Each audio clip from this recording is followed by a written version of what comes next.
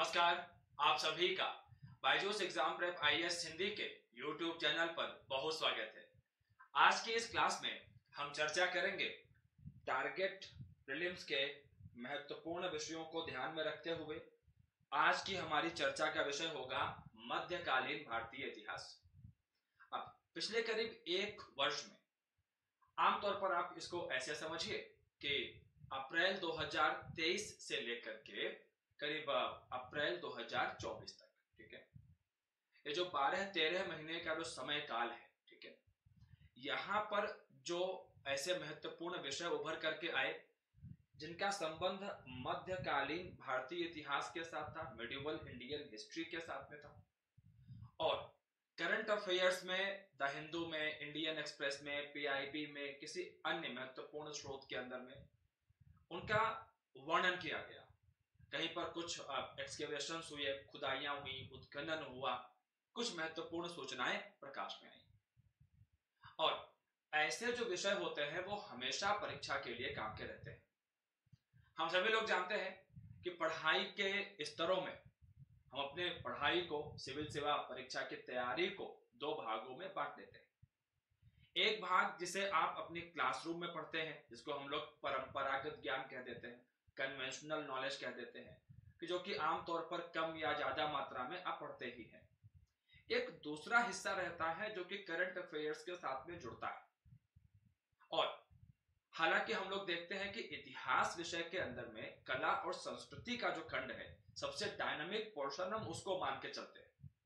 वहां पर काफी चीजें चर्चा में रहती हैं, न्यूज में रहती हैं, सामने आती रहती हैं। लेकिन प्राचीन भारतीय इतिहास, मध्यकालीन भारतीय इतिहास, आधुनिक भारतीय इतिहास के भी कई सारे ऐसे विषय रहते हैं जो कि वर्ष भर में कभी ना कभी हमारे सामने आते रहते हैं। हाँ, संख्या थोड़ी कम होती है अगर आप तुलना करें, तुलनात्मक रूप से राज्य व्यवस्था, पॉलिटी के साथ में, अर्थव्यवस्था के साथ में आप तुलना करें अगर साइंस टेक के साथ में, तो हाँ, थोड़ी संख्या कम होती है, लेकिन फिर भी विषय तो आते हैं। ऐसे में नैतिक जिम्मेदारी बन जाती है कि जो भी ऐसे विषय हैं जो कि करंट अफेयर्स में चर्चा में थे, उनको जोड़ करके कुछ प्रश्न बनाया जाए। सबसे अच्छा जो तरीका है प्रीलिम्स के एक महीना पहले, 1.5 महीना पहले रिवीजन करने का, इससे सुंदर तरीका तो हो नहीं सकता कि उस न्यूज से हम प्रश्न बना लें और उस प्रश्न के माध्यम से हम न्यूज की भी चर्चा कर लें और प्रश्न किस प्रकार से कुछ बन सकते हैं उसका भी एक अंदाजा आपको मिल जाएगा। तो आइए बिना किसी देरी के अपनी चर्चा को शुरू करते हैं। जो पहला प्रश्न है ये असम के सांस्कृतिक इतिहास के साथ में जुड़ा हुआ है। असम की सरकार प्रयास कर रही है कि यूनेस्को का जो एक यहां पर यूनेस्को की जो सूची है, उस सूची के अंदर में विरासत स्थलों की जो सूची है, उस सूची के अंदर में चराई देव मोईदाम या चराई देव मैदान को शामिल करवा लिया जाए। प्रयास कर रहे हैं, अच्छी बात है। अब यहां पर आप लोग ध्यान दीजिएगा कि मुद्दा यहां पर चल किस तरीके से रहा है और चराई देव मोईदाम या मैदान है क्या चीज। हम लोग यहां पर देखते हैं जो पहला कथन हमारे सामने है वो ये है कि असम में ताई अहोम समुदाय की टीला दफन परंपरा का ये प्रतिनिधित्व करता है, ठीक है। इसके अलावा हम देखते हैं कि अहोम शासकों ने दाह संस्कार की जो हिंदू पद्धति है इसको अपनाया था। लाचित बोरफुकन अहोम साम्राज्य के संस्थापक थे। अगला है अहोम राज्य बंधुआ मजदूरों पर निर्भर था। राज्य के लिए इस प्रकार की मजदूरी करने वालों को पाइक कहा जाता था। आप यहां पर देखें जरा, आप अगर अहोम जो जाति के लोग हैं इनका इतिहास देखें, ठीक है, तो अहोम समुदाय के बारे में यह कहा जाता है कि ये वो लोग हैं जो कि बर्मा के जो आसपास, म्यांमार जहां पर आज आप देखते हैं कि यहाँ के जो आसपास के क्षेत्र हैं, यहाँ से भारत के जो अंदरूनी भाग हैं यहाँ पर आए और असम में जहां पर ब्रह्मपुत्र नदी का विस्तार हम देखते हैं, यहाँ पर धीरे धीरे अपने राज्य की स्थापना की है। कबीला आधारित है, कुल आधारित है, और यहाँ पर हम लोग देखते हैं कि जो कुल होते हैं या आप कह लो कबीले होते हैं या क्लैन होते हैं, इसको यहां पर कहा जाता है खेल। क्या कहा जाता है? खेल कहा जाता है इसको, ठीक है। ओके, अब यहीं पर हम देखते हैं कि एक व्यक्ति थे, इनका नाम था चोलुंग सुखापा। इनका नाम था चोलुंग सुखापा, ठीक है, चोलुंग सुखापा। इनके बारे में कहा जाता है कि इन्होंने अहोम साम्राज्य की स्थापना की। माना जाता है कि धीरे धीरे जो स्थानीय मान्यताएं थी, हिंदू संस्कृति के जो विषय हैं, इनको धीरे धीरे स्वीकार करते हुए चले गए। और यहां पर हम देखते हैं कि इन्होंने यहां पर जो डेड बॉडीज होती थी उनको यहां पर जैसे ये आप टीला देख रहे हैं, ये एक अर्ध गोलाकार संरचना आप यहां देख रहे हैं, कुछ एक हद तक स्तूप के जैसे हम लोग जोड़ देते हैं, क्योंकि स्तूप में भी आप देखो जो उसका सेंट्रल स्ट्रक्चर होता है, जो केंद्रीय संरचना होती है, वो आपको कुछ इस तरीके से अर्ध गोलाकार तरीके से दिखती है।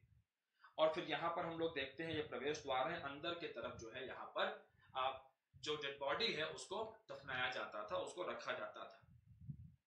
अब ऐसे हमारे पास असम के अंदर में कई सारे मैदान हैं, तो एक तरीके से आप समझो अगर कहीं पर यह प्रश्न आ जाए कि चराई देव मोइदाम है क्या, तो एक तरीके से ये समाधान है। अगर ये प्रश्न आपके सामने कभी एकदम बेसिक सा प्रश्न आ जाए कि चराई देव मोइदाम है क्या चीज, तो आप सिंपल बोलोगे समाधान है। समाधान करने की एक विधि है, एक बरियल प्रैक्टिस है, दैट्स इट। इसके अलावा आप देखें कि अहोम राज्य जो है ये बंधुआ मजदूरों के ऊपर डिपेंडेंट था, बिल्कुल सही बात है, और ऐसी मजदूरी करने वालों को पाइक कहा जाता था। अब अहोमों का जो संबंध है, इनका जो उदय है, ये तो हम देखते हैं मध्यकालीन भारतीय इतिहास के अंदर में। ध्यान रखना इसको, जो मध्यकालीन भारतीय इतिहास है इसके संदर्भ में हम अहोमों का उदय देखते हैं। बाद में जब अंग्रेजों का आगमन होता है, म्यांमार के साथ में, बर्मा के साथ में इनके युद्ध होते हैं, यहां पर अहोम राज्य की मदद भी ली जाती है, लेकिन अहोमों के साथ अंग्रेज अपने वादों को पूरा नहीं करते हैं। और ऐसे में 1826 में एक संधि हुई जिसको हम लोग कहते हैं यांडाबू की संधि। और यांडाबू की जो संधि है, इस संधि के माध्यम से हम देखते हैं कि अंग्रेज अहोम राज्य के भी बड़े सारे हिस्सों के ऊपर में कब्जा कर लेते हैं। तो इस तरीके से हम देखते हैं कि अहोम राज्य का मध्यकाल में उदय होता है, फिर अंग्रेजों के नियंत्रण में वो चले जाते हैं, राइट। अब उनकी जो विरासत है, उस विरासत के संरक्षण के प्रयास किए जा रहे हैं। तो अगर आप इन चारों कथनों को देखें तो हमसे पूछा क्या गया है, सही पूछा गया है कि सही कौन सा है। तो यहां पर हम लोग देखते हैं पहला सही है। दूसरा, इन्होंने हिंदू दाह संस्कार की पद्धतियों को अपनाया था, मैंने बोला आपके सामने। इसके अलावा लचित बोरफुकन जो है इस साम्राज्य के संस्थापक नहीं थे। लचित बोरफुकन इस अहोम साम्राज्य के एक महान सेनापति थे। एक प्रश्न मैं आगे आपको लचित बोरफुकन के ऊपर में अलग से दिखाऊंगा, तो वहां इनके बारे में अलग से बात होगी।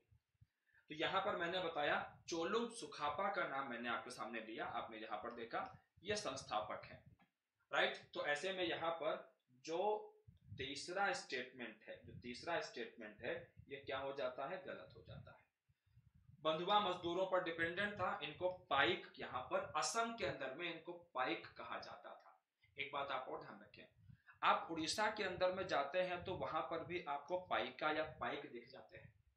अब उड़ीसा के अंदर में हम 1817 में पाइक विद्रोह को भी देखते हैं, बक्सी जगबंधु कुंवर के नेतृत्व में। तो यहाँ उड़ीसा के अंदर में जब पाइक विद्रोह की बात करते हैं, पाइकाओं की बात करते हैं, तो वो मुख्यतः सैनिक है। दोनों में थोड़ा अंतर आप ध्यान रखें कि पाइका विद्रोह में पाइक कौन है, सैनिक है, और यहाँ पर पाइक कौन है, बंधुआ मजदूर है। तो 1, 2 और 4 यहाँ पर सही है। ऐसे में केवल 3 कथन यहाँ पर सही है, सी इसका सही जवाब है। आगे आप देखें, पुराना किला। पुराना किला जो कि कहां पर स्थित है, पुराना किला जो कि दिल्ली के अंदर में स्थित है, ठीक है। अब पुराने किले में हम लोग क्या देखते हैं, यहाँ पर ये दिल्ली के सबसे प्राचीन स्थलों में से एक है। इंद्रप्रस्थ के साथ में भी इसको जोड़ते हैं हम लोग, प्राचीन काल के महाभारत में जिस इंद्रप्रस्थ का वर्णन है उसके साथ में जोड़ते हैं।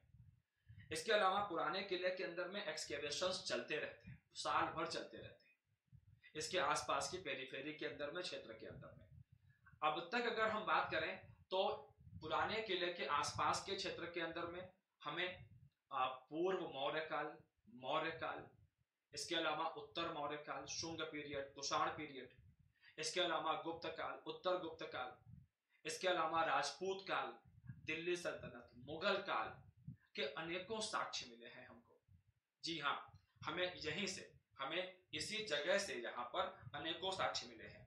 अब यहाँ पर जो ये साक्ष्य हैं, अगर आप इन साक्ष्यों को देखें तो हम लोग देखते हैं कि मौर्य काल के संदर्भ में यहाँ से हमें कुछ मृदभांड मिले हैं, और ये जो मृदभांड है इनका जो टाइम फ्रेम है वो हमको समझ में आता है कि वो मौर्य काल के साथ में जुड़ता है। अधिकांशतः इतिहासकार यहाँ पर कहते हैं कि मौर्य काल भी कहने से बेटर है कि इसको हम लोग जो है जो अधिकांश जो साक्ष्य हैं वो पूर्व मौर्य काल की तरफ इशारा करते हैं। मौर्य काल के संदर्भ में कुछ सिक्के आदि हमारे सामने आते हैं, लेकिन पूर्व मौर्य काल के संदर्भ बिल्कुल स्पष्ट जानकारी है, कोई डाउट ही नहीं है उसके संदर्भ में। ये जो मृदभांड है, जो मिट्टी के बर्तन यहाँ पर है, करीब 1200 बीसी से लेकर के 600 बीसी के मध्य के मृदभांड हैं, और खास तौर पर मृदभांड कौन से हैं? ये PGW, खास तौर पर जो मृदभांड है वो कौन से हैं? PGW मृदभांड है, अर्थात पेंटेड ग्रेवेयर। हिंदी में आप कहेंगे तो चित्रित धूसर मृदभांड। मैं यहां पर लिख देता हूं, चित्रित धूसर मृदभांड, मिट्टी के बर्तन। इसके अलावा हम लोग देखते हैं कि राजपूत काल की, जी हाँ, करीब 900 AD के आसपास राजपूत काल की भगवान विष्णु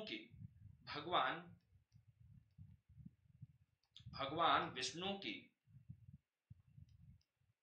एक मूर्ति मिली है, जिसको हम लोग कहते हैं कि भगवान विष्णु को वैकुंठ धाम में दिखाया गया है। इसके अलावा हम लोग देखते हैं कि यहाँ पर हम लोगों को लक्ष्मी देवी की, गॉडेस लक्ष्मी की, गज लक्ष्मी की जो है एक मूर्ति भी प्राप्त होती है, सिक्के प्राप्त होते हैं। ऐसे अनेकों उदाहरण हमको यहाँ पर, ऐसे अनेकों साक्ष्य अलग अलग टाइम फ्रेम के देखने को मिलते हैं। फिर हम लोग देखते हैं यहाँ पर कि जब मुगलों का शासन स्थापित होता है, हुमायूं का आगमन होता है, तो हुमायूं इसी के निकटवर्ती क्षेत्र के अंदर में दीन पनाह नगर की स्थापना करता है। फिर जब शेर शाह सूरी का आगमन होता है, तो शेर शाह सूरी जब दिल्ली पर कब्जा करता है, when he captured Delhi, Sher Shah Suri, तो दिल्ली पर जब इसने कब्जा किया है शेर शाह सूरी ने, तो यहां पर इसने किला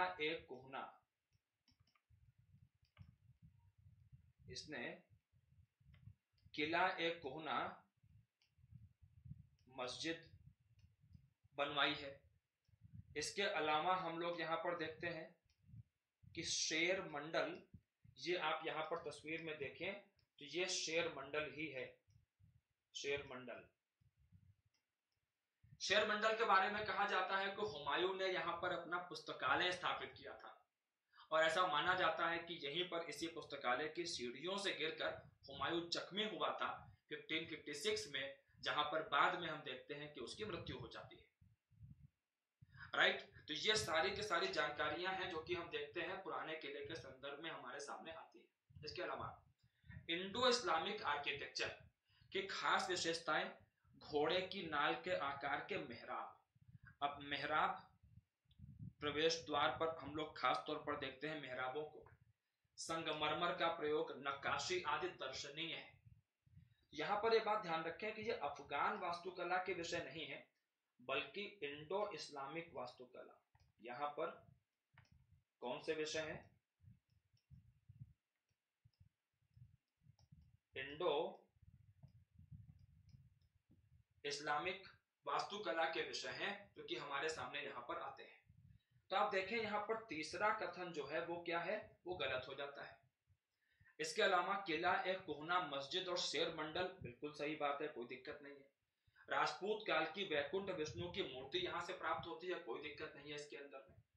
राइट, तो यहाँ पर हम लोग देखते हैं कि जो दो कथन हैं वो सही हैं और एक यहाँ पर गलत है। हमसे पूछा क्या गया है?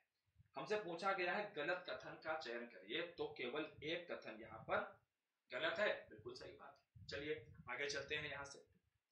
अगला प्रश्न है, आप इसको पढ़िए यहाँ पर ध्यान से और इसका जरा उत्तर सोचने की कोशिश यहाँ पर आप करिए। तो प्रश्न हमारे सामने यहाँ पर यह है कि ये मध्य भारत की गोंड शासिका थी और इन्होंने अकबर के सेनापति असफ खान और मालवा के सुल्तान बाज बहादुर के विरुद्ध युद्ध में सशक्त नेतृत्व का प्रदर्शन किया था, मजबूत नेतृत्व का प्रदर्शन किया था। हाल ही में मध्य प्रदेश सरकार ने इनके सम्मान में गौरव यात्रा का आयोजन किया था। उपर्युक्त वर्णन के आधार पर इस व्यक्तित्व की पहचान करिए। ठीक है, अब ये पर्सनालिटी कौन है, ये व्यक्तित्व कौन है, ये पर्सनालिटी कौन है। आप यहां पर देखिए, सबसे बड़ी हिंट है कि ये मध्य भारत की गोंड शासिका थी। आप यहां पर इस मुद्दे को देखिए, गोंड शासिका है। ठीक है, अच्छा, तो अब यहां पर हम लोग क्या समझते हैं कि मध्य भारत के अंदर में अगर हम गोंड शासिका के बारे में सोचे समझे विचार करें तो हमारे सामने एक नाम आता है और वो थी रानी दुर्गावती, जिन्होंने अकबर के शासनकाल में, हम लोग देखते हैं कि अकबर के सेनापति असफ खान और पड़ोसी राज्य था मालवा, यहां पर राजा था बाज बहादुर। हालांकि बाज बहादुर का भी अंजाम बड़ा खराब हुआ। बाज बहादुर की रानी थी रूपमती, बाज बहादुर की पत्नी थी रानी रूपमती, राइट। और बाद में अकबर के जो सेनापति थे उन्होंने बाज बहादुर के ऊपर भी आक्रमण किया था। बाज बहादुर को हम लोग इसलिए भी यहां पर ध्यान रखते हैं क्योंकि मालवा के अंदर में यहां पर एक क्षेत्र है मांडू, और मांडू के अंदर में वास्तुकला के संदर्भ में काफी काम किया है बाज बहादुर ने। जैसे हिंडोला महल है, जहाज महल है, अशरफी महल है, रूपमती महल है। ये आर्किटेक्चर के अद्भुत नमूने हैं जो कि हमारे सामने यहीं पर मांडू वाले क्षेत्र में सामने आते हैं, राइट। तो इस तरीके से हम लोग यहाँ पर देखते हैं कि जब इन सेनाओं ने आक्रमण किया रानी दुर्गावती के ऊपर में, तो इन्होंने डट कर मुकाबला किया। सरेंडर करने की, आत्मसमर्पण करने की बजाय इन्होंने मृत्यु को चुना, राइट। और इन्हीं के सम्मान में गौरव यात्रा का आयोजन किया गया था। ठीक है, जवाब यहां पर मैं बता चुका हूं आपको, रानी दुर्गावती है। रानी रुद्रमा देवी, ये हमको काकतीय वंश में वारंगल वाले एरिया में दिखती है मध्यकाल में। रानी चेन्नम्मा अंग्रेजों के खिलाफ विद्रोह करते हुए कित्तूर कर्नाटका में दिखती है। रानी रूपमती मैंने पहले बताया बाज बहादुर की पत्नी थी। चलिए आपको आगे ले चलते हैं अगले प्रश्न की तरफ, और अगला प्रश्न है कि निम्नलिखित कथनों पर विचार कीजिए। लाचित बोरफुकन, ठीक है, लचित बोरफुकन को 1671 में सराय घाट की लड़ाई में उनके नेतृत्व के लिए जाना जाता है। सराय घाट का युद्ध बड़ा बेहतरीन युद्ध है, सराय घाट का युद्ध जो कि हमारे सामने उभर करके आता है। और लाचित बोरफुकन, ठीक है, जो कि एक अहोम योद्धा थे। कौन थे ये? अहोम योद्धा थे, अहोम वॉरियर थे लाचित बोरफुकन। और सरायघाट का युद्ध जहां पर ब्रह्मपुत्र नदी है, इसके निकटवर्ती क्षेत्रों में, यही ब्रह्मपुत्र नदी के किनारे इस युद्ध को लड़ा गया। नदी के ऊपर में नावों के पुल बनाकर लाचित बोरफुकन ने मुगल सेना को असम के अंदरूनी भागों में आने से रोक दिया। और जिस समय यह युद्ध हुआ, इस समय मुगल बादशाह हुआ करता था औरंगजेब। लाचित बोरफुकन के सम्मान में हम लोग यहां पर देखते हैं कि भारत के अंदर में जो राष्ट्रीय रक्षा अकादमी है, नेशनल डिफेंस अकेडमी है, एनडीए, ये स्वर्ण पदक सर्वश्रेष्ठ कैडेट को देती है लाचित बोरफुकन के सम्मान में, उनके अदम्य वीरता को याद करते हुए। ठीक है, लाचित बोरफुकन ने मुगल सेना के खिलाफ अपने संसाधनों की सीमा को ध्यान में रखते हुए कि हमारे पास संसाधन उतने अधिक नहीं है, तो इन्होंने गुरिल्ला युद्ध पद्धति को भी अपनाया और इसीलिए इनको पूर्वोत्तर भारत के छत्रपति शिवाजी महाराज के नाम से भी जाना जाता है। छत्रपति शिवाजी महाराज के साथ में तुलना की जाती है कि जिस प्रकार छत्रपति शिवाजी महाराज ने भी औरंगजेब के खिलाफ में गुरिल्ला युद्ध पद्धति अर्थात छापा मार युद्ध पद्धति का इस्तेमाल किया, लाचित बोरफुकन ने भी उसी तकनीक का इस्तेमाल किया। ठीक है, ओके। तो यहाँ पर अगर आप देखें तो हमसे पूछा यह गया है कि इनमें से कौन सा या से कथन सही है या है। सारे सही हो जाते हैं। हम लोग यहाँ पर क्या देखते हैं, सारे सही हो जाते हैं। एक बात और आप ध्यान रखिए, लाचित बोरफुकन लगभग हर साल न्यूज में रहते हैं, प्रश्न नहीं पूछा जा रहा है। अब देखते हैं कब आता है प्रश्न। ठीक है, तो 1 2 3 बहुत हुआ, हो सकता है इस साल दिख जाए। चलिए आगे चलते हैं यहां से। चोल शासक करिकाल के संदर्भ में निम्नलिखित कथनों पर विचार करिए। ठीक है, चोल शासक करिकाल के संदर्भ में। अब हम लोग यहां पर देखते हैं कि इन्होंने प्रसिद्ध बंदरगाह कावेरी पट्टनम का निर्माण करवाया था, बिल्कुल सही बात है। इसके अलावा ग्रैंड एनीकट या कल्लनई बांध का निर्माण करवाया, जो तमिलनाडु के तंजावुर जिले में स्थित एक विश्व धरोहर सिंचाई संरचना है। अंतरराष्ट्रीय स्तर पर सिंचाई और जल निकास के संबंध में जो आयोग है, उसने भी ग्रैंड एनीकट बांध के महत्व को स्वीकार किया। कावेरी नदी पर इस बांध को बनाया गया है, टूरिस्ट प्लेस भी है यहाँ पर ये। ठीक है, आप यहाँ पर देखें कि तमिलनाडु सरकार ने यहाँ पर आप इस बांध को फिर से यहाँ पर जो है निर्माण कार्य करवाया है, लेकिन चोल काल की भी कुछ संरचनाएं यहाँ पर मौजूद हैं, अभी भी मौजूद है। कुछ दीवारें, कुछ संरचनाएं वो मौजूद, हमको छेड़ा नहीं गया है, उनको छोड़ा गया है, बचाया गया है एज इट इज। कहा जाता है कि दुनिया के संभवतः सबसे पुराने बांधों में से एक है ग्रैंड एनीकट या कल्लनई बांध। नॉट एक्सक्लूसिवली, विशेष रूप से नहीं, लेकिन संभवतः अगर दुनिया में और भी कई जगहों पर कुछ बांध बने हों आज से 1,500-2 हजार साल पहले, तो उनमें से एक बांध निश्चित रूप से कल्लनई बांध पक्का होगा। ऐसे में क्या है, दोनों कथन हमारे क्या हो जाते हैं, सही हो जाते हैं। हमसे पूछा क्या गया है, गलत, तो ना तो एक गलत है ना ही दूसरा गलत है। आइए आगे चलते हैं। शंकर देव जी ने वैष्णववाद के एक रूप का प्रचार किया, शंकर देव जी ने, ठीक है, जिसे एक शरण हरि नाम धर्म कहा जाता है। इन्होंने प्रार्थना करने के लिए नाम घरों की स्थापना की थी, और शंकर देव जी ने अंकिया नाट, सत्रिया नृत्य और कथक नृत्य के विकास में भी महत्वपूर्ण भूमिका निभाई थी। ठीक है, अब यहां पर आप समझें इस बात को कि शंकर देव जी जो है, शंकर देव जी हैं कौन। हम जब देखते हैं कि शंकर देव जी जो है, शंकर देव जी कौन है, तो शंकर देव जी जो असम का क्षेत्र है, कौन सा क्षेत्र है, जो असम का क्षेत्र है, असम के क्षेत्र के अंदर में हम इनको देखते हैं कि नव वैष्णववाद के संस्थापक हैं शंकर देव जी। नव वैष्णववाद के संस्थापक है शंकर देव जी यहाँ पर। और शंकर देव जी ने यहाँ पर इसी क्षेत्र के अंदर में हम लोग देखते हैं कि गीत की एक नई परंपरा को, गीतों की एक नई परंपरा को आरंभ किया, जिसको हम लोग कहते हैं बोर गीत। क्या कहते हैं, बोर गीत कहते हैं।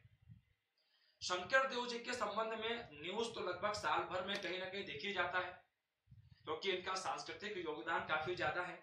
लेकिन हाल फिलहाल में न्यूज में तब आए जब एक बड़े राजनेता को शंकर देव जी के मठ के अंदर में प्रवेश देने से मना कर दिया गया, असम के नौगांव जिलों के अंदर, नौगांव जिले के अंदर में यहाँ पर। ठीक है, तो हम लोग यहाँ पर देखते हैं कि शंकर देव जी के संबंध में तब काफी जिक्र हुआ, काफी न्यूज आई, लेकिन कल्चरल कंट्रीब्यूशन के संदर्भ में वो अक्सर न्यूज में रहते ही, अगर हम राजनीतिक बात छोड़ भी दें। ओके, तो मैंने आपको बताया गीतों की एक परंपरा, बोर गीत को आरंभ किया है शंकर देव जी ने। ठीक है, अब बोर गीत जो लिखे जा रहे थे, अगर आप यहाँ पर देखें बोर गीतों को, तो इनको लिखा जा रहा था ब्रजावली में। किसमें लिखा गया इनको, ब्रजावली में। अब ब्रजावली भाषा बड़े काम की है। ब्रजावली जो है ये, इसमें हम देखते हैं कि मैथिली का प्रयोग होता है। अब इसमें देखना ब्रज भाषा का इस्तेमाल नहीं है, इसका नाम जबकि ब्रजावली है, मैथिली और असमिया का मिश्रण है। ऐसे ही हम देखते हैं केरला के अंदर में कथकली नृत्य के संदर्भ में मणिप्रबलम भाषा हमारे सामने आती है। मणिप्रबलम में हम लोग क्या देखते हैं कि मणिप्रबलम के अंदर में मलयालम और संस्कृत का प्रयोग हमारे सामने उभर के आता है। तो हमारे सामने आए बोरगीत ब्रजावली में लिखे गए हैं। इसके अलावा हम लोग यहाँ पर देखते हैं थिएटर अर्थात रंगमंच की परंपरा के अंदर में अंकिया नाट्य, इसको संरक्षण मिला है शंकर देव जी के माध्यम से। इसके अलावा हम लोग देखते हैं कि शंकर देव जी ने प्रार्थना के लिए नाम घरों की स्थापना की। नाम घर क्या है? एक प्रकार से प्रार्थना भवन है, प्रेयर हॉल है। नाम घर क्या थे? ये एक तरीके से प्रार्थना भवन है, प्रेयर हॉल थे। इसके अलावा यहां पर वैष्णव मठ हुआ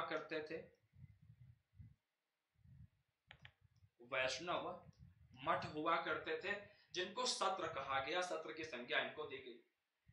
इसके अलावा हम लोग यहां पर देखते हैं कि इन्हीं सत्रों में जो भक्त हुआ करते थे, ईश्वर को याद करते हुए भाव विह्वल होकर के नृत्य करने लगते थे। अब इसी नृत्य को नाम दिया गया सत्रिया नृत्य। ठीक है, सत्रिया नृत्य कहा गया। राइट, तो ये कुछ विषय हैं यहाँ पर जो हमारे सामने उभर करके आते हैं। अब यहाँ पर आप देखें, शंकर देव जी ने वैष्णववाद के रूप का प्रचार किया, जिसे एक शरण हरि नाम धर्म कहा जाता है। बिल्कुल सही बात है। प्रार्थना करने के लिए नाम घरों की स्थापना की थी। बिल्कुल सही बात है। इसके अलावा हम लोग देखते हैं कि अंकिया नाट्य, सत्रिया नृत्य, बिल्कुल सही बात है। लेकिन कथक नृत्य जिसका विकास उत्तर प्रदेश के अंदर में हुआ है, शंकर देव जी के साथ में इसका संबंध नहीं है। राइट, तो ऐसे में यहाँ पर है क्या चीज कि तीसरा वाला गलत हो जाता है। एक बात आप और ध्यान रखें कि एक भौगोलिक स्थल है असम के अंदर में माजुली द्वीप।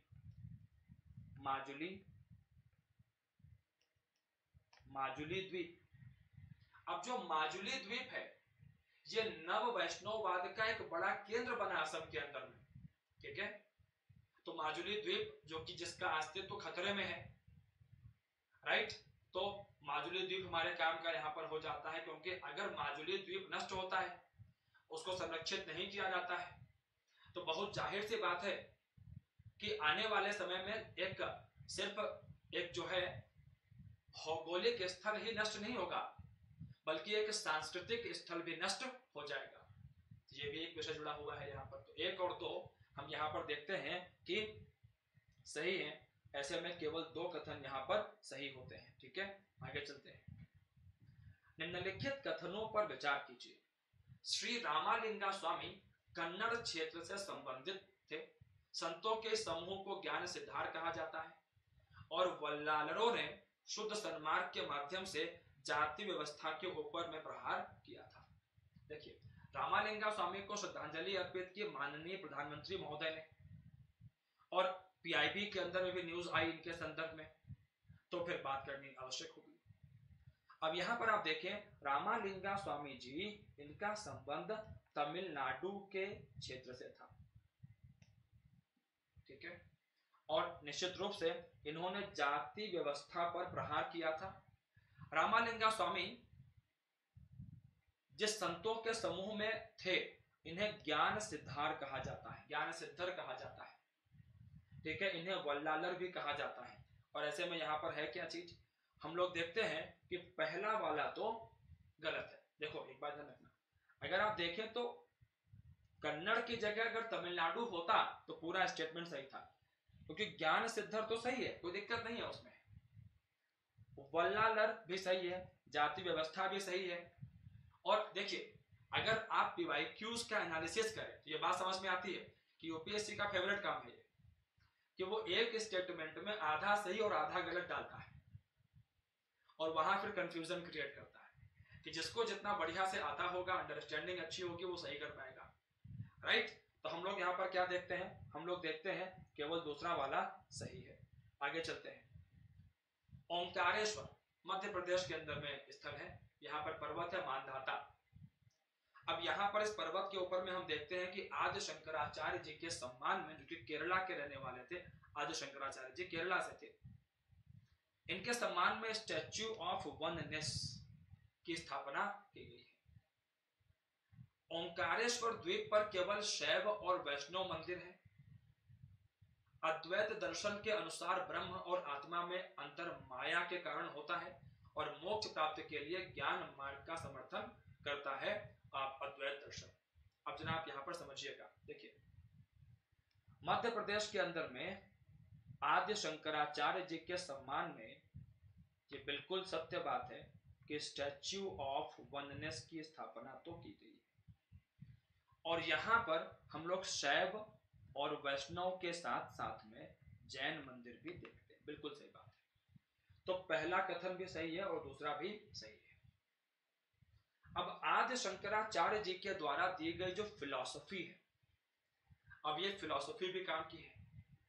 आप देखें यहां पर कि भारत के अंदर में मध्यकाल की तरफ आते हुए, पूर्व मध्यकाल, उत्तर मध्यकाल, यहां पर हम देखते हैं अद्वैत दर्शन है, शुद्धाद्वैत है, विशिष्टाद्वैत है, ठीक है। इसके अलावा द्वैताद्वैत है, द्वैत है, अचिंत्य भेदा भेद है।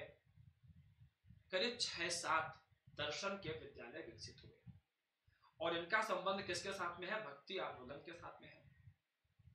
लेकिन इन सब में सबसे पहले नाम आता है आदि शंकराचार्य जी का। आदि शंकराचार्य जी जिन्होंने जो वेदांत का, जो दर्शन शास्त्र का जो वेदांत स्कूल है, जो वेदांत स्कूल है, ठीक है, दर्शन शास्त्र की जो वेदांत शाखा है, जिसको हम लोग उत्तर मीमांसा के साथ भी जोड़ते हैं।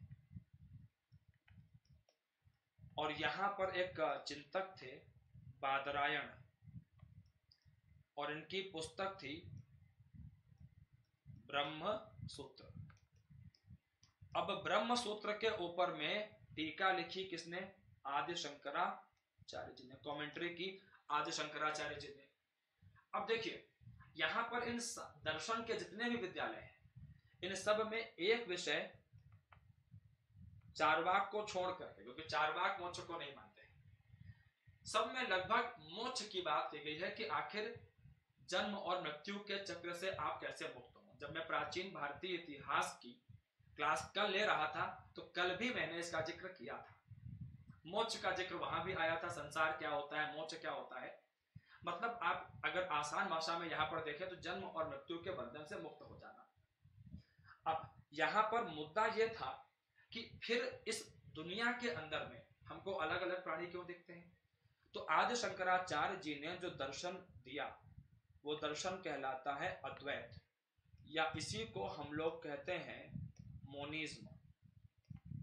इधर हम इसको कहते हैं नॉन डुअलिज्म। क्या कहते हैं? नॉन डुअलिज्म, कि दो नहीं है, एक ही है। फिर मुद्दा यह है कि अगर दो नहीं है, एक ही है, क्या एक है?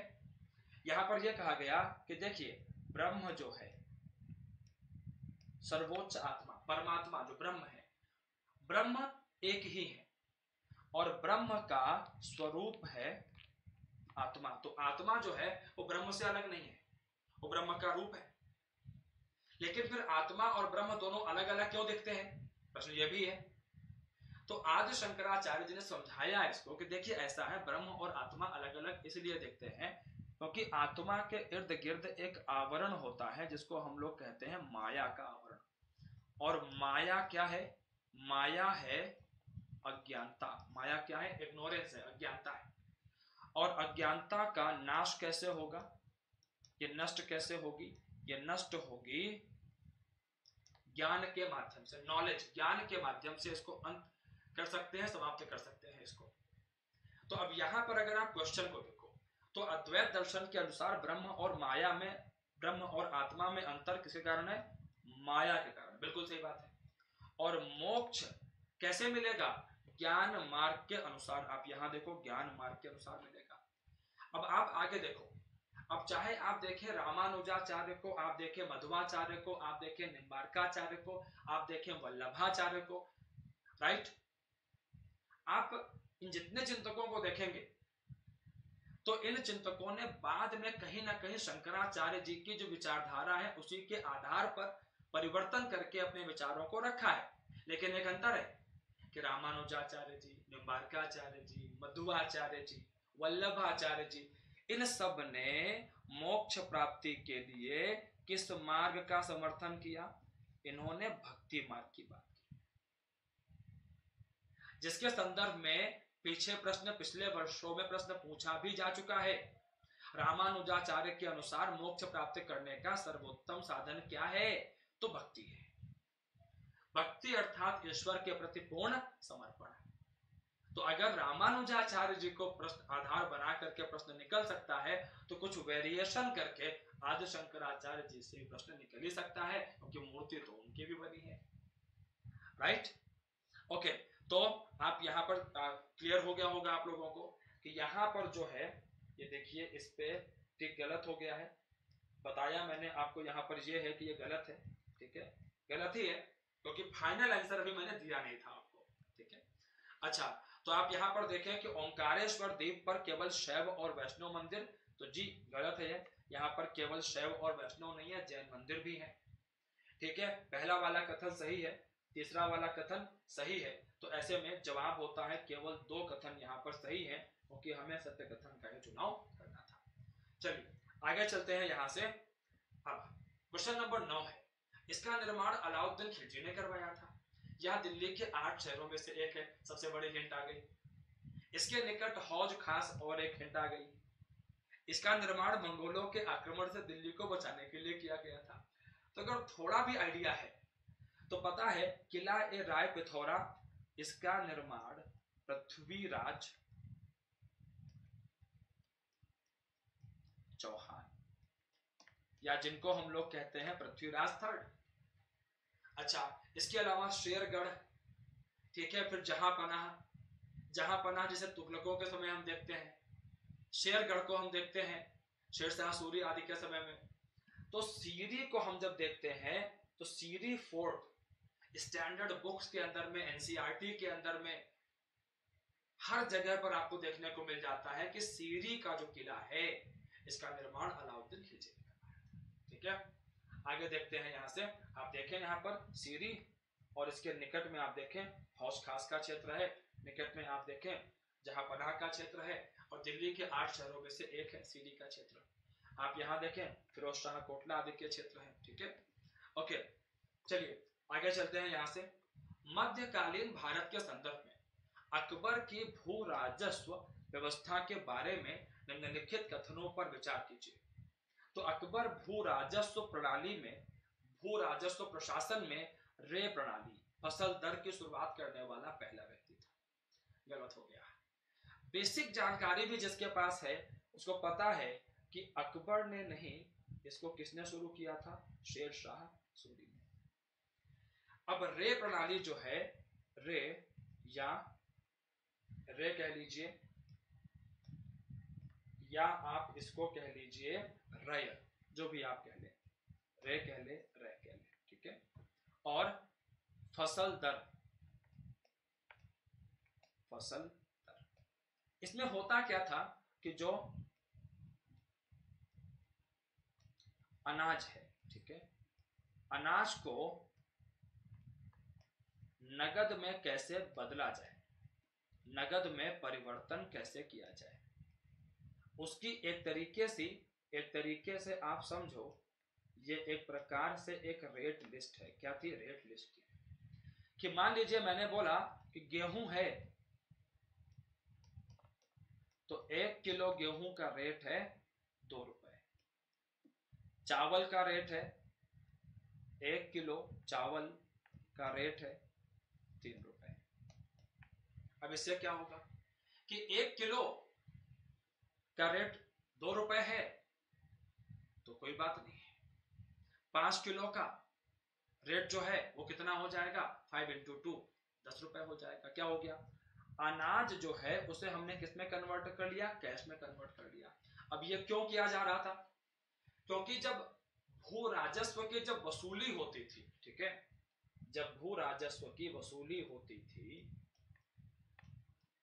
तो वो वसूली अनाज के रूप में हो सकती थी या नगद के रूप में हो सकती थी। राज्य हमेशा बढ़ावा देता था कि नगद में वसूली की जाए, राइट। तो इसलिए ये मुद्दा हमारे सामने उभर करके आता है। किसान आंदोलन लगातार आप देख रहे हैं, एमएसपी के विषय, रेट के विषय लगातार आप देख रहे हैं।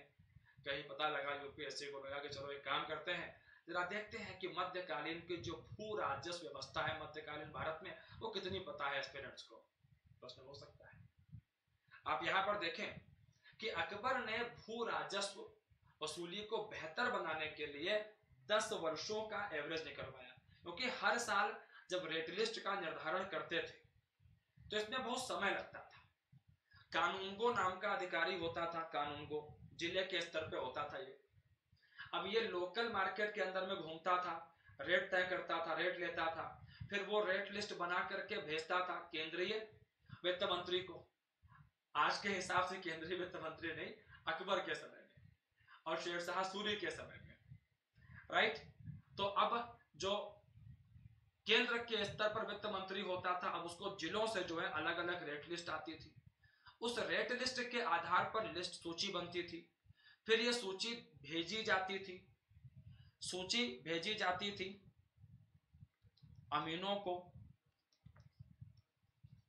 आमिलों को, फिर वसूली का कार्य शुरू होता था, समय लगता था। अकबर ने दिमाग लगाया कि 10 वर्षों का जो रेट है उसका एवरेज लो, उसका 1/3 करो और on the basis of that rate fix कर दो, और जब भी चेंजेस करने होंगे हम कर लेंगे, लेकिन फिलहाल तो 10 वर्षों के एवरेज के आधार पर डेली हर वर्ष का सिस्टम हटाओ। इससे क्या होगा कि जो राजस्व की जो वसूली है, वो जो प्रोसेस है वो फास्टन हो जाएगा, तेज हो जाएगा। अब यहां पर हम लोग जानते हैं कि भू राजस्व में एक शब्द चलता है जमा और एक चलता था हासिल।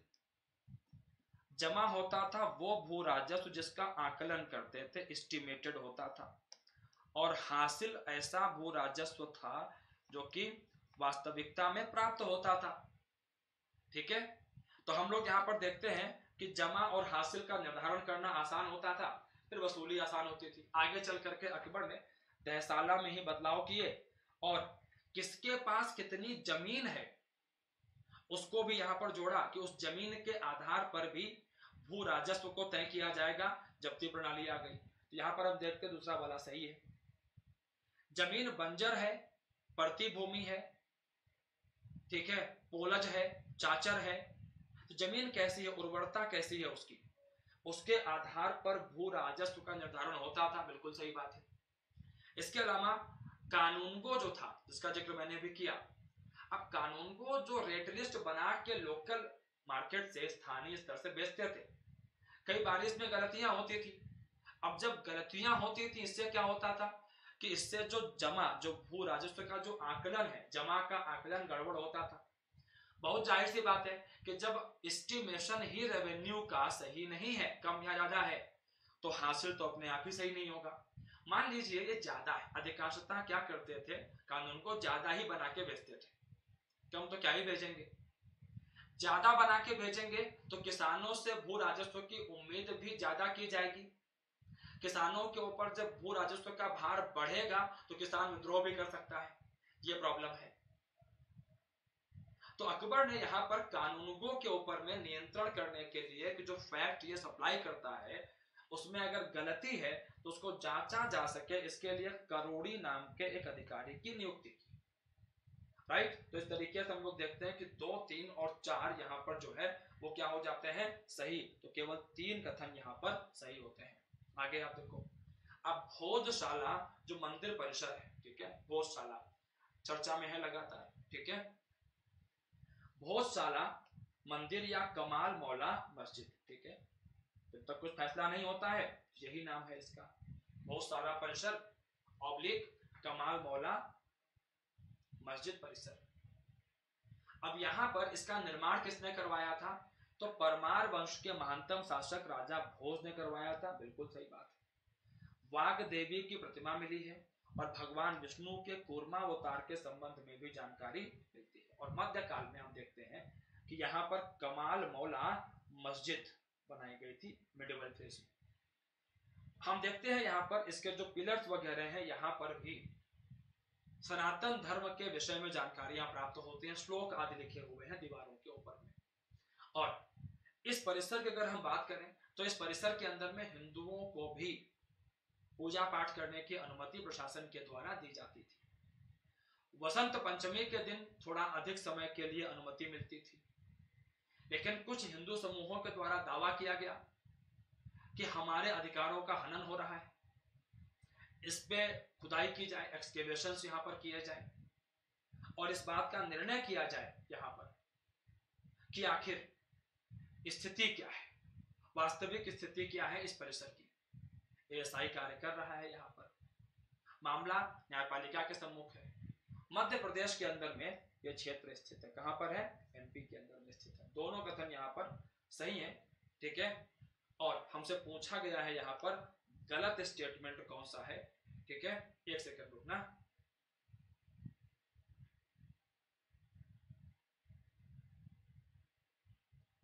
एक सेकंड, ठीक है। तो हमसे पूछा गया है गलत कौन सा है, तो ना तो एक और ना तो दो, ठीक है, दोनों सही है। आगे आप देखो, मराठों की राजस्व प्रणाली, ठीक है, मलिक अंबर की काठी प्रणाली पर आधारित थी, जिसमें भूमि के प्रत्येक टुकड़े को रॉड या काठी के द्वारा मापा जाता था, ठीक है।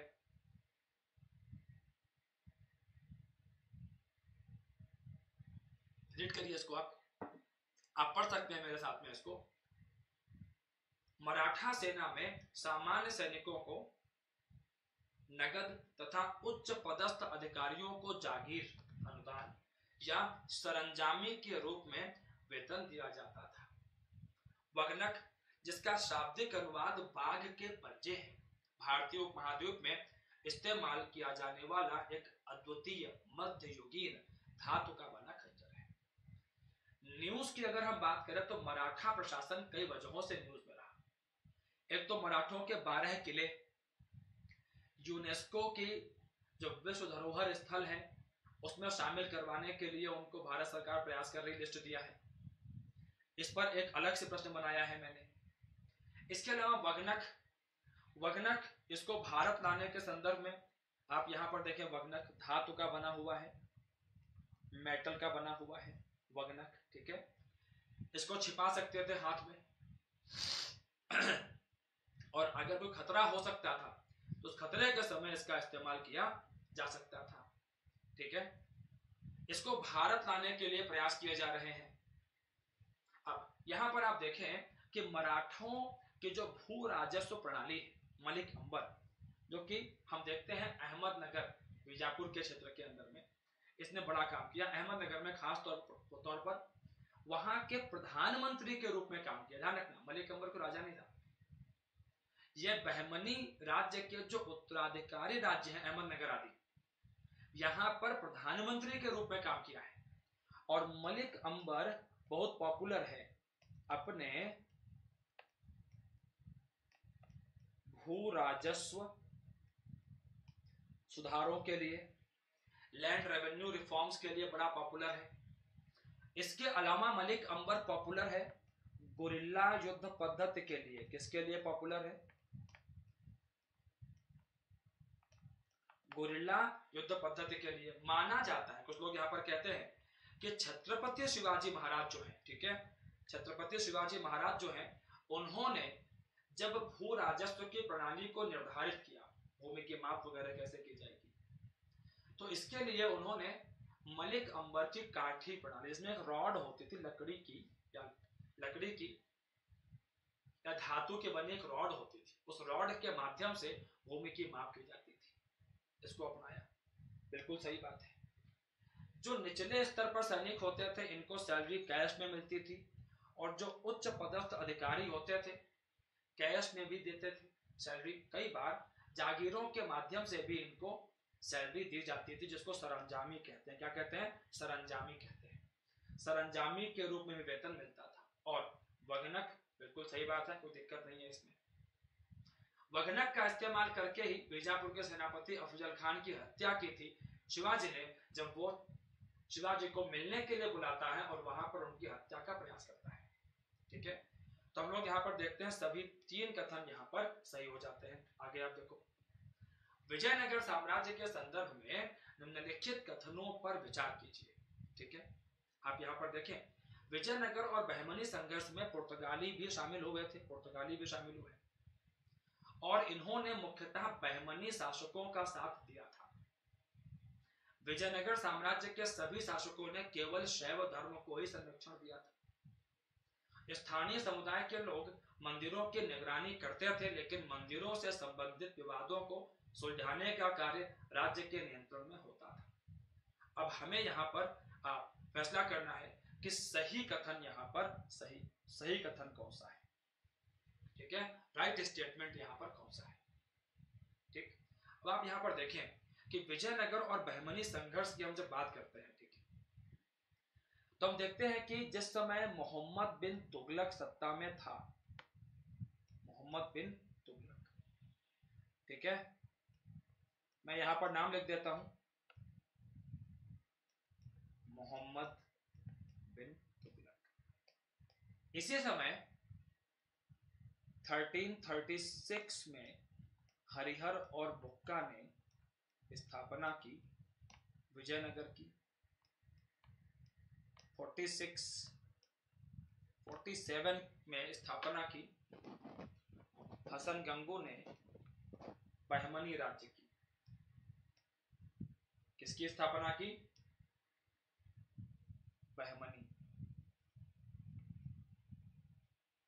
बहमनी राज्य की स्थापना की।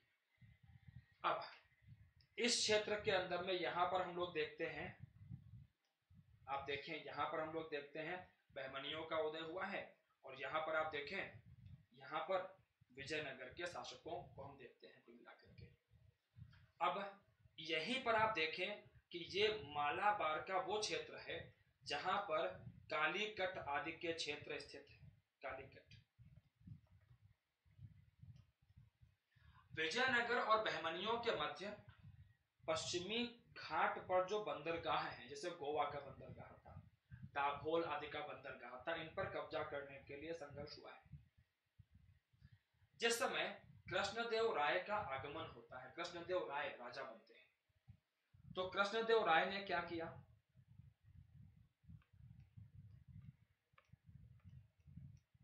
इन्होंने पुर्तगालियों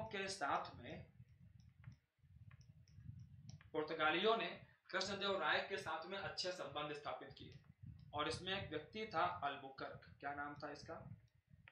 अल्बुकर्क। अल्बुकर्क और कृष्णदेव राय के मध्य में समझौता होता है कि जो पुर्तगाली हैं वो गोवा पर कब्जा कर सकते हैं। गोवा जो कि बीजापुर के रियासत के अंदर में आता था। यूसुफ आदिल शाह को हराया गया और 1510 में गोवा पर कब्जा हुआ। इस समय जो घोड़ों का व्यापार था, घोड़ों का व्यापार, ठीक है, जो घोड़ों का व्यापार था उस पर नियंत्रण पुर्तगालियों का था अरब सागर के अंदर में। तो पुर्तगालियों ने विजयनगर का साथ दिया और इससे हुआ ये कि बहमनी राज्य को जो घोड़ों की आपूर्ति बाधित हो गई और घोड़े सेना का, कैवलरी जो है वो सेना का एक बहुत महत्वपूर्ण हिस्सा हुआ करती थी। और इस तरीके से हम लोग देखते हैं कि जो बहमनी राज्य के लोग हैं, बहमनी राज्य के लोगों को विजयनगर के सामने जो है एक पराजय का सामना करना पड़ा है, खासतौर पर कृष्णदेव राय के साथ जब वो सत्ता में थे उस समय पर। ओके, इसके अलावा हम लोग यहाँ पर देखते हैं कि कृष्णदेव राय इन्होंने तिरुपति मंदिर जो कि भगवान विष्णु को समर्पित मंदिर है, इसको खूब अनुदान दिए। तिरुपति मंदिर में कृष्णदेव राय की एक मूर्ति भी स्थापित है उनकी रानियों के साथ में, तिरुमलंबा और चिन्ना देवी के साथ में। ऐसे ही हम देखते हैं कि विजयनगर के जो शासक थे इनके सिक्कों पर लिखा हुआ है विरूपाक्ष देव। इनके सिक्कों पर क्या लिखा है? विरूपाक्ष देव। और विरूपाक्ष जो है भगवान शिव का एक रूप है। तो मानते ये हैं कि जो विजयनगर के शासक हैं इन्होंने भगवान विरूपाक्ष को अपना जो राज्य है समर्पित कर दिया और फिर उनकी ओर से शासन को चलाया है, ये कहा जाता है। ठीक है, तो हम लोग यहाँ पर देखते हैं विरूपाक्ष देव है, तिरुपति मंदिर है, ये हमारे सामने आता है। तो शैव और वैष्णव दोनों को संरक्षण दिया है इन्होंने, ठीक है। अब इसी की पृष्ठभूमि में आप देखें यहाँ पर प्रश्नों को, तो विजयनगर और बहमनी संघर्ष में पुर्तगाली शामिल हुए हैं, बिल्कुल सही बात है, सत्य बात है। लेकिन इन्होंने मुख्यतः बहमनियों का साथ नहीं दिया है, साथ किसका दिया है? विजयनगर का। तो ये गलत हो गया, और इसके आधार पर पूरा स्टेटमेंट क्या हुआ? गलत हो गया। विजयनगर साम्राज्य के सभी शासकों ने केवल शैव धर्म, तो केवल शैव नहीं है बल्कि वैष्णव भी है, ये भी गलत हो गया। इसके अलावा हम लोग यहाँ पर देखते हैं कि स्थानीय समुदायों के लोग मंदिरों की निगरानी करते थे, बिल्कुल सही बात है। लेकिन मंदिरों से संबंधित विवादों को सुलझाने का कार्य ये राज्य के नियंत्रण में होता था, ये बिल्कुल सही बात है। ऐसे में हमसे पूछा गया है सही स्टेटमेंट, और केवल एक कथन यहाँ पर सही होता है। आगे आप देखें, अगला प्रश्न बहमनी से है। विजयनगर से तो प्रश्न यूपीएससी ने पूछे भी हैं, ठीक है, लेकिन न्यूज में इतना रहता है कि प्रश्न बनाने पड़ जाते हैं। बहमनी से प्रश्न रिलेटिवली कम पूछे गए हैं। मैंने कोशिश की है कि बहमनी राज्य के संदर्भ में जो प्रश्न बन सकते हैं, कल्चर को जोड़ करके, मिडिवल इंडियन हिस्ट्री को जोड़ करके वो रखे जाए, कम से कम 2-3 प्रश्न रखे जाए तुम्हारे सामने, 3 नहीं तो कम से कम 2 तो रखे जाएं, ताकि आपको एक अंदाजा मिले यहाँ पर बहमनी के बारे में, और आप उसको ध्यान से पढ़ें। विजयनगर और बहमनी को जब भी आप मध्यकाल के अंदर में क्षेत्रीय राज्यों को पढ़ते हैं तो विजयनगर और बहमनी को बहुत ध्यान से पढ़ें, साथ में जौनपुर, बंगाल, इसके अलावा अहोम, तो मिलाकर के 5 यहाँ पर जो है क्षेत्रीय राज्य है मध्यकाल के, जो बहुत काम के, ठीक है। बहमनियों को आप यहाँ पर जरा पढ़ें, प्रश्न क्या है यहाँ पर रीड करिए। आप देखें कि बहमनी साम्राज्य के समय दक्कन में गुलबर्गा सूफी संतों का एक प्रमुख केंद्र बना था। किसी भी बहमनी शासक ने प्रशासन में किसी हिंदू अधिकारी को नियुक्त नहीं किया। बहमनी साम्राज्य ने उत्तर और दक्षिण के मध्य सांस्कृतिक सेतु के रूप में कार्य किया था। उपर्युक्त कथनों में से कौन सा या से सही है या है? ठीक है, देखिए बहमनी साम्राज्य, जिसको मैंने मैप से भी दिखाया था, बहमनी आप देखें, दक्षिण में इसके विजयनगर है, उत्तर में आप देखें तो दिल्ली सल्तनत वगैरह के क्षेत्र यहाँ पर हुआ करते थे। वही मोहम्मद बिन तुगलक, हसन गंगू। अब हम लोग यहाँ पर देखते हैं कि जो बहमनी शब्द है, बहमनी शब्द कहाँ से आया? तो कुछ इतिहासकार कहते हैं कि बहमन शाह नाम का एक राजा हुआ करता था ईरान में, वहां से यह वर्ड आया है। इसके अलावा कुछ लोग कहते हैं कि बहमनी राज्य का जो संस्थापक है अलाउद्दीन हसन गंगू, इसमें गंगू जो है वो एक ब्राह्मण था, और इस ब्राह्मण के संरक्षण में अलाउद्दीन हसन का राजनीतिक उत्थान हुआ। तो अपने ब्राह्मण संरक्षक के प्रति आभार प्रकट करने के लिए अलाउद्दीन हसन गंगू ने बहमनी राज्य की स्थापना की। थ्योरीज है ये, दोनों थ्योरीज है, ठीक है। अब अगर यह थ्योरी एक पल को हम सही मान लें तो यहां पर जो लिखा हुआ है किसी भी बहमनी शासक ने प्रशासन में हिंदू अधिकारी को नियुक्त नहीं किया, तो ये अपने आप लगता है कि अगर थोड़ी भी ये थ्योरी सही है, और अगर मान ले गलत भी है, मान लिया गलत है, तो गंगू तो ब्राह्मण था, इसमें कोई दिक्कत नहीं है, और अलाउद्दीन हसन का राजनीतिक उत्थान गंगू के नेतृत्व में हुआ है, संरक्षण में हुआ है, बिल्कुल सही बात है।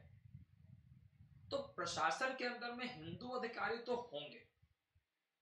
अगर हम इनके प्रशासन पर निगाह डालते हैं तो खास तौर पर जो इनका राजस्व प्रशासन है, कौन सा प्रशासन है? बहमनियों का राजस्व प्रशासन। इसको हम लोग देखते हैं कि जो दक्कनी ब्राह्मण हैं, दक्कनी ब्राह्मण जो हैं वो, उन्होंने इसको संभाला था। इसके अलावा तुगलक वंश के समय में ही दिल्ली सल्तनत जो है, दिल्ली सल्तनत तुगलक वंश के समय में ही उसका क्लाइमैक्स आता है, और इसके अलावा दिल्ली सल्तनत का पतन भी शुरू होता है, तुगलक वंश के समय में ही डाउनफॉल भी शुरू होता है उसका, राइट।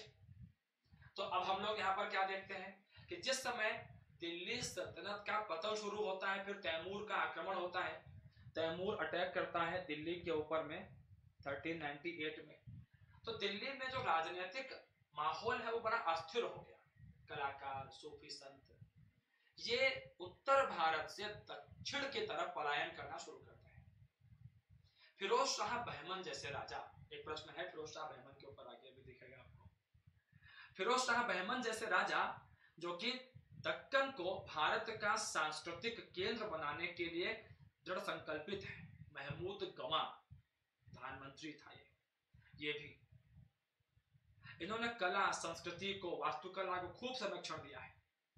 इसी समय में हम देखते हैं कि गुलबर्गा जो है कर्नाटक में पड़ता है, संत गेसुदराज सूफी संत थे चिश्ती सिलसिले के,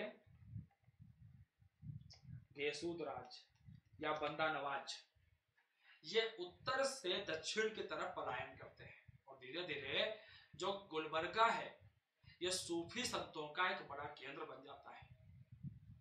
बहमनी राज्य के अंदर में एक राजा आता है, इसका नाम था अहमद शाह। अहमद शाह सूफी संतों के साथ इतना संपर्क में रहता है कि इसको अल वली भी कहते थे। वली सूफी संतों के उत्तराधिकारी के तौर पर इनको देखा जाता है। इस शब्द को जो है वली, उत्तराधिकारी के तौर पर देखा जाता है। तो इसकी सूफियाना प्रकृति के कारण इसको वली तक कहा गया। उर्दू भाषा का जो विकास है, उर्दू भाषा का विकास टेक्निकली शुरू हुआ है उत्तर भारत में, लेकिन ये फली फूली कहां पर है? दक्कन में। और यहीं पर देखते हैं कि उर्दू का एक विशेष रूप आता है दक्कनी भाषा। तो कल्चरल ब्रिज के रूप में बिल्कुल जो है यहाँ पर सामने उभर करके आया है बहमनी राज्य। तो आप देखें, पहला सही है, तीसरा सही है, दूसरा वाला क्या है? गलत हो गया। ठीक है, ऐसे में हम लोग देखते हैं केवल 2 कथन यहाँ पर सही होते हैं। आइए आगे चलते हैं। अब देखिए, मैं अभी इसी राजा का जिक्र कर रहा था आपसे कि बहमनी राज्य का ये राजा है, सांस्कृतिक राजधानी बनाना चाहता है दक्कन को, बड़ा अच्छा सुलेखा, कैलीग्राफर है, 7-8 भाषाएं आती हैं। इसके अलावा हम जानते हैं खगोल शास्त्र को प्रोत्साहन दिया है। दौलताबाद महाराष्ट्र में है ना, देवगिरी, यहीं पर एक मीनार है जिसका नाम है चांद मीनार। क्या नाम है? चांद मीनार। यहीं पर एक ऑब्जर्वेटरी है, इसका निर्माण करवाया है। नाम था इसका फिरोज शाह बहमन। और महमूद गवा कोई राजा नहीं था, प्रधानमंत्री था। मलिक अंबर और महमूद गवा ये दोनों बहमनी राज्य के प्रधानमंत्री हैं और राजा से कम पॉपुलर नहीं है। एक भी प्रश्न नहीं उठा है अब तक यहां से, राइट? ध्यान रखें इनको। इसके अलावा आप एक बात और है, महमूद गवा ने बीदर के अंदर में एक मदरसे की स्थापना करवाई थी और महमूद गवा को मलिक तुज्जर की उपाधि दी गई थी। मलिक तुज्जर का अर्थ है व्यापारियों का राजकुमार, व्यापार को बहुत बढ़ाया है इसने। ठीक है, ओके। तो सही जवाब इसका खैर यहाँ पर फिरोज शाह बहमन भी था। इसके अलावा हम देखते हैं कि निम्नलिखित युग्मों में से सही का चुनाव करें। अब ध्यान रखना, मराठों से प्रश्न है ये। जो 12 किले नामांकन के लिए दिए गए हैं यूनेस्को में, उनके संदर्भ में है। 2 स्टेटमेंट उसके संदर्भ में है और एक ये किला है इमैनुअल किला, पुर्तगालियों डचों के साथ में संबंधित है। इसके संरक्षण के प्रयास किए जा रहे हैं, तो न्यूज में है, इस वजह से तो सारे न्यूज में थे। अब छत्रपति शिवाजी महाराज के संदर्भ में जो 12 किलों की बात हुई है, इनमें से 11 किले तो महाराष्ट्र में है, लेकिन एक किला इंटरेस्टिंग है, जिंजी का किला, जो कि कहां पर है? तमिलनाडु के अंदर में है। महाराष्ट्र में नहीं है, और सालेहेर का किला ये महाराष्ट्र में है। तो कथन 1 और 2 दोनों क्या हो गए, गलत हो गए।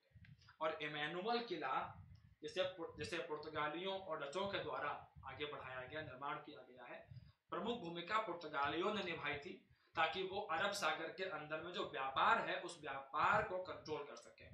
तोपे वगैरह भी सब लगाई थी यहाँ पर इन्होंने, ठीक है। इमैनुअल किला या मैनुअल किला, राइट। तीसरा वाला सही है। हमसे पूछा गया है सही युग्म, तो केवल एक युग्म ही यहाँ पर सही था। आगे आप देखिए, सेंगोल। नई संसद भवन का उद्घाटन हुआ, सेंगोल चर्चा में आया। अब आप यहां पर देखें, ये सेंगोल है, ठीक है। तमिलनाडु में चोल राजवंश के साथ संबंधित है, राजदंड के रूप में जाना जाता है, और इसके ऊपर जो है नंदी की जो प्रतिमा है, नंदी एक अदम्य दृष्टि, नंदी एक दर्शक के रूप में है। किसके दर्शक के रूप में? न्याय के दर्शक के रूप में है नंदी, कि संसद के अंदर में न्याय हो रहा है कि नहीं हो रहा है। ये भारतीय मान्यताएं हैं हमारी, ये हमारी पौराणिक मान्यताएं हैं। तो सेंगोल जो है इसका मुख्यतः संबंध है चोल वंश के साथ।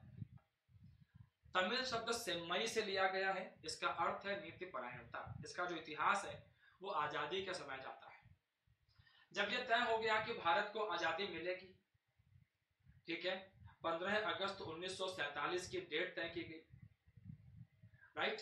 तो यहां पर मुद्दा यह उभरा कि ठीक है, ब्रिटिश जो विधि विधान है, अधिनियम आ गया है, ब्रिटिश परंपरा से सत्ता का हस्तांतरण तो हो रहा है, लेकिन नेहरू जी को लोगों ने बोला और उनके मन में खुद भी विचार आया कि हमारी जो भारतीय परंपरा है वहां पर भी तो कुछ हो सकता है कि जो सत्ता के हस्तांतरण को दिखाए।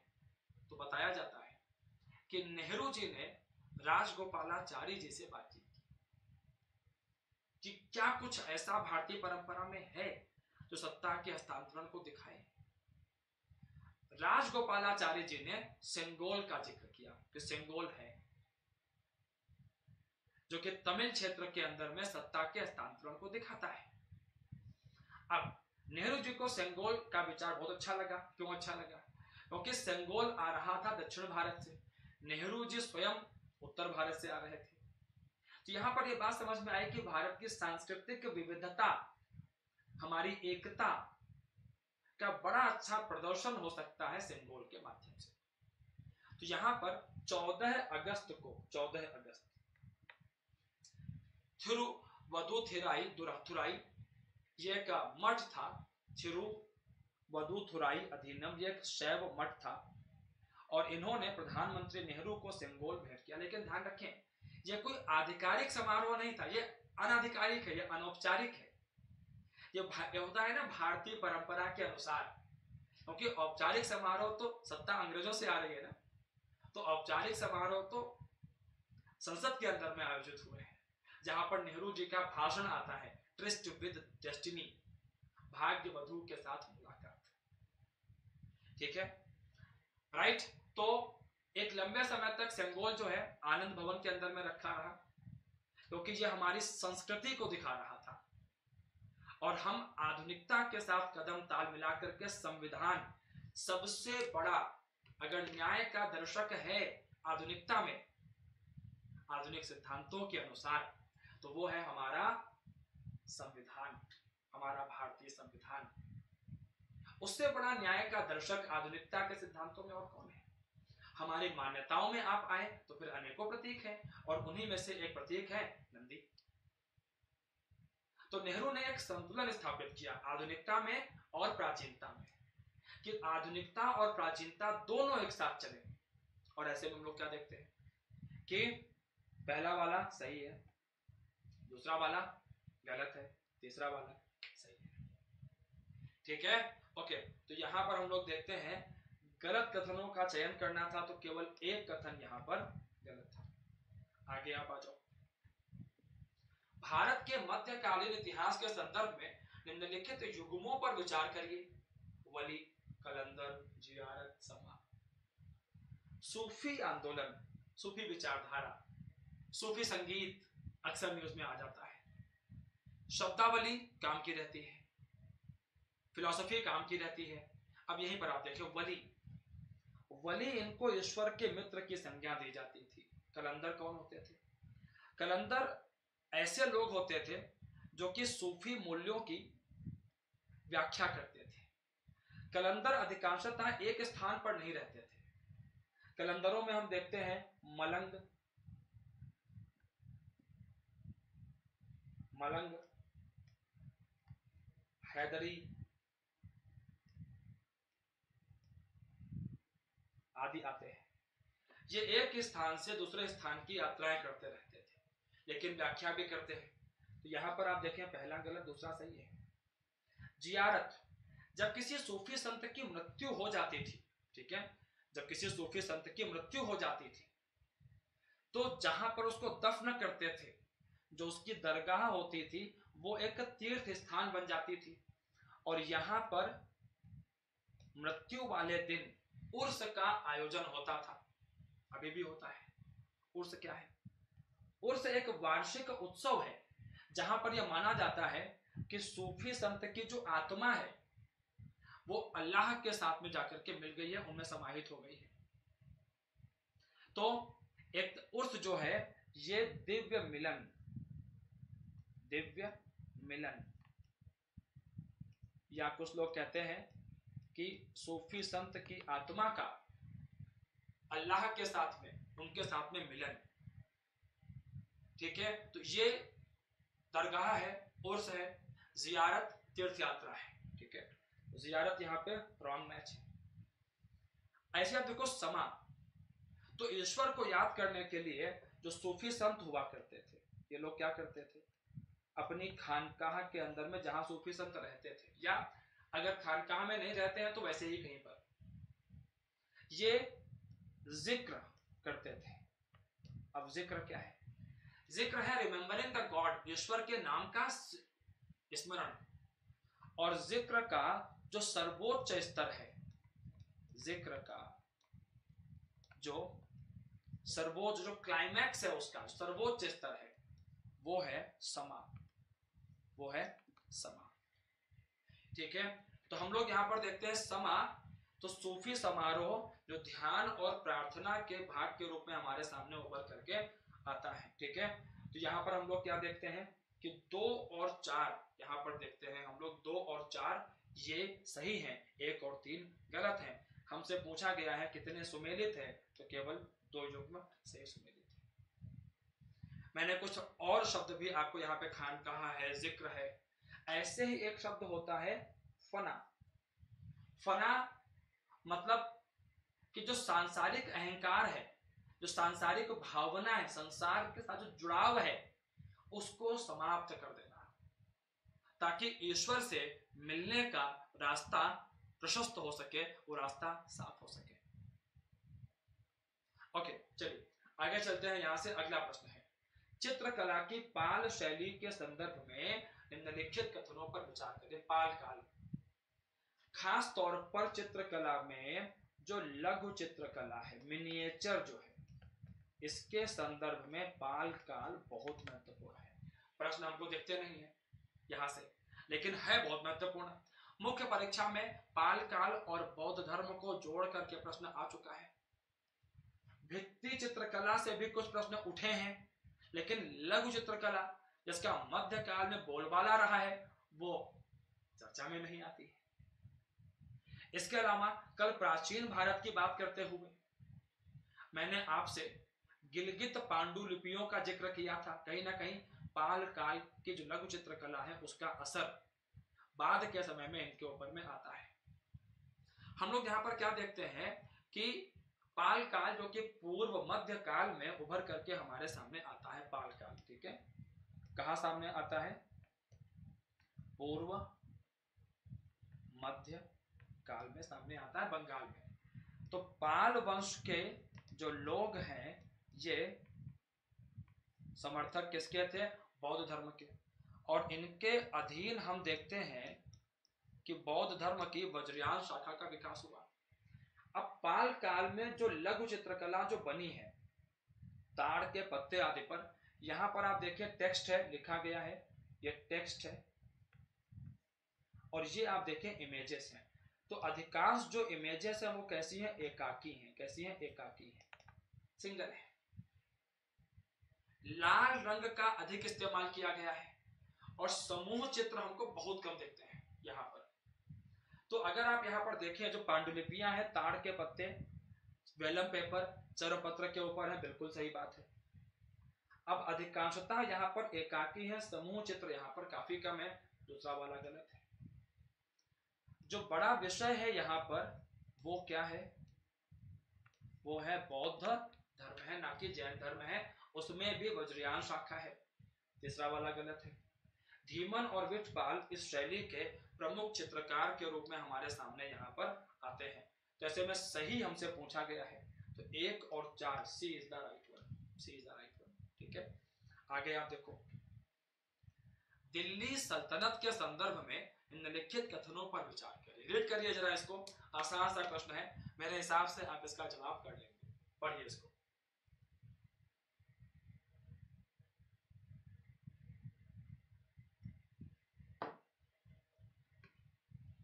झेलम के पास इसने मंगोलों को हराया, कराची अभियान किया, सांकेतिक मुद्रा, सबसे बड़ा हिंट तो यही है।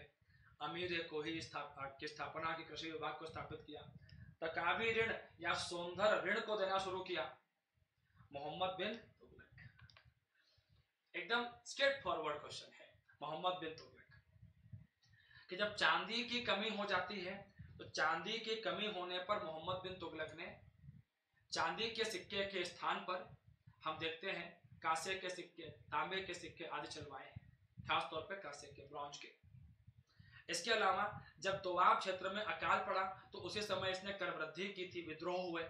जब जानकारी मिली तो किसानों के कल्याण के लिए अमीर एक कोही कृषि विभाग की स्थापना की, किसानों को तकावी या सौंदर्य ऋण देना शुरू करवाया ताकि किसान बीज खरीद सके, पशु खरीद सके, कृषि उपकरण खरीद सके, मोहम्मद बिन तुगलक। सही जवाब। आगे आप देखो, ज्ञान मुयार्ची क्या है, इटली तक हम पहुंच गए। इसमें यह तमिल पांडुलिपियां हैं जो इटली के एक संग्रहालय से यहां से हमको प्राप्त हुई है, जो कि दिखाता है कि किस तरीके से जो भारतीय संस्कृति है, ठीक है, वो विदेशों तक पहुंची है। काफी कुछ और शोध होना बाकी है, लेकिन ज्ञान मुयार्ची ये एक शब्द है, टर्म है, टर्म आते हैं एग्जाम में, टर्म काम के रहते हैं। अब चूंकि न्यूज में था, तमिल पांडुलिपियों से कनेक्टेड है, ठीक है, ये पांडुलिपियां हैं हाथ में यहाँ पर, तो ध्यान रखें आप लोग इसको।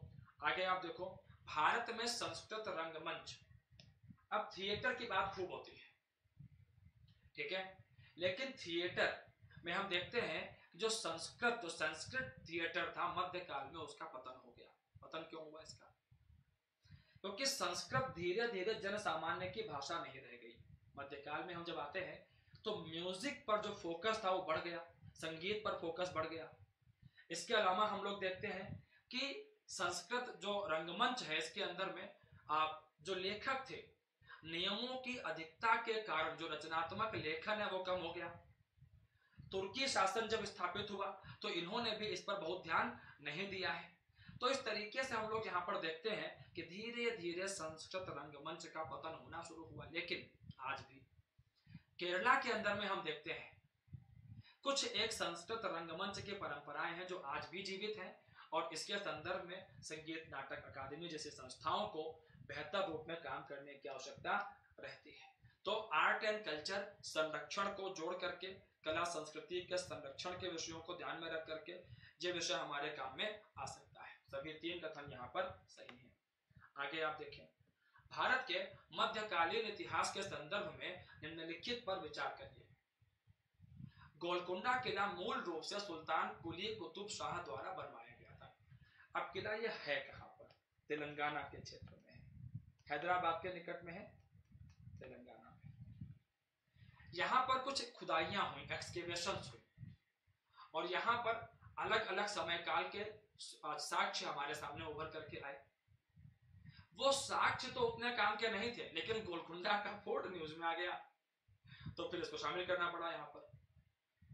अब यहाँ पर तय ये करना था कि प्रश्न कैसे बन सकता है, तो इसके इतिहास को और कोहिनूर हीरे को ध्यान में रख करके क्वेश्चन को मैंने फ्रेम किया।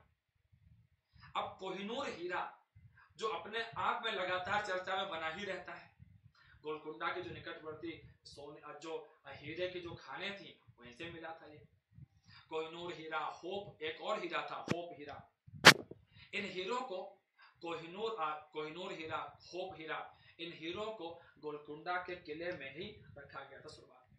जब मलिक काफूर अलाउद्दीन खिलजी के टाइम में दक्षिण का अभियान करता है तब वो लूट करके लाता है उत्तर भारत में इन हीरों को। और आज तो हम जानते हैं कोहिनूर हीरा ब्रिटेन में है, वहां के राजा के राजमुकुट में जड़ा हुआ है।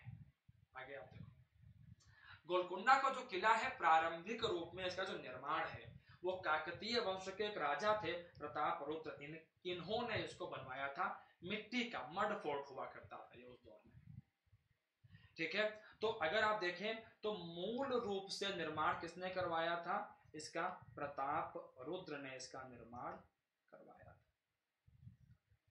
बाद में जब बहमनी राज्य की स्थापना होती है और कुली कुतुब शाह को यहाँ पर नियुक्त किया जाता है हैदराबाद के निकटवर्ती क्षेत्रों में, तो कुली कुतुब शाह जो है, जो कुली कुतुब शाह है, ठीक है, कुली कुतुब जो है, इसने इसको बड़े पैमाने पर, आप देखें, इसको बड़े पैमाने पर फोर्टिफाई किया है गोलकुंडा के फोर्ट को कुली कुतुब शाह ने। तो अगर आप देखें तो पहला और दूसरा स्टेटमेंट दोनों आपस में स्वैप हो गए हैं।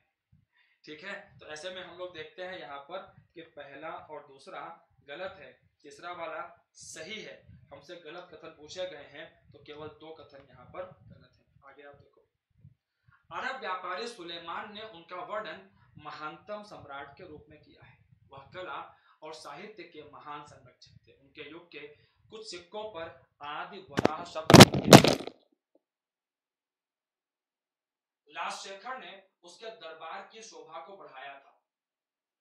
कल्हड़ की राजतरंगिणी में उत्तर में कश्मीर तक उनके साम्राज्य के विस्तार का उल्लेख है और विख्यात तेली का मंदिर इनके समय का माना जाता है।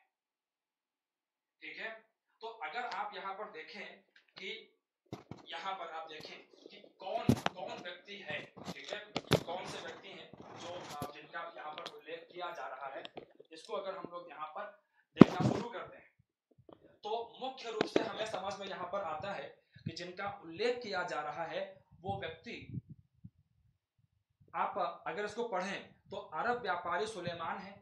ठीक है, इसके अलावा हम लोग देखते हैं कि कल्हड़ की राजतरंगिणी में भी इनका उल्लेख है। इसके अलावा हम लोग देखते हैं विख्यात तेली का मंदिर भी इनके समय बनाया गया है। साहित्य के महान संरक्षक भी हैं ये।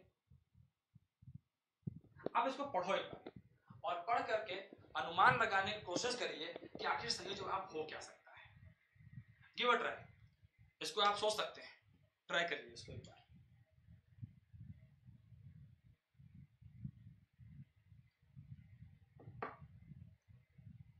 देखिए, न केवल अरब व्यापारी सुलेमान ने वर्णन किया है बल्कि इनका वर्णन अल-मसूदी नाम का एक और अरब व्यापारी था, उसने भी वर्णन किया है। ग्वालियर में है तेली का मंदिर, जो कि भगवान शिव, विष्णु और मातृका के साथ में संबंधित है। ठीक है, और ये राजा थे मिहिर भोज। सबसे बड़ी हिंट यहाँ पर थी आदि वराह, सिक्कों पर आदि वराह शब्द अंकित है, तो मिहिर भोज यहाँ पर शासक हैं जिनका जिक्र यहाँ पर किया जा रहा है। ठीक है, आगे आप देखिए, कर्नाटक के भक्ति संत थे बसवन्ना जी। अब कर्नाटक में चुनाव हो, बसवन्ना जी की बात ना हो ही नहीं सकता। बसवन्ना जी इसके अलावा एक बड़े समाज सुधारक भी थे। इनके सम्मान में एक बड़ी मूर्ति का निर्माण भी यहाँ पर किया गया है। और हम लोग यहाँ पर देखते हैं कि बसवन्ना जी जो है कलचुरी वंश के शासक विज्जल द्वितीय के शासनकाल में मंत्री थे और प्रारंभिक जीवन में ये जैन धर्म के अनुयायी थे। ठीक है, बसवन्ना जी ने वचनों की रचना की है, वचन साहित्य की रचना की है कन्नड़ा भाषा के अंदर में। इनके अनुयायी वीर शैव या लिंगायत लिंग को भुजा में बांधते हैं। बड़े समाज सुधारक के रूप में बसवन्ना जी हमारे सामने आते हैं।